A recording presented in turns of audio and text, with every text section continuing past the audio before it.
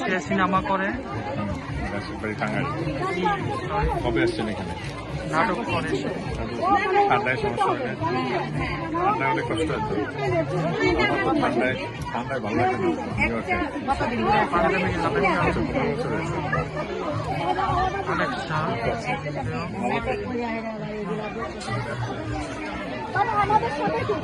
বাংলাদেশে আমার 46টা শোরুম আছে এটা সারা বাংলাদেশে। আমার এই যে না, একটা নেই যথেষ্ট। হ্যাঁ, কিন্তু আপনার 31st-এর মধ্যে কিনতে হবে, ঠিক আছে, এই মাসের মধ্যে। আর ঈদের জন্য তো এটা ঈদ এই যে এটা অনলাইনে আছে সব।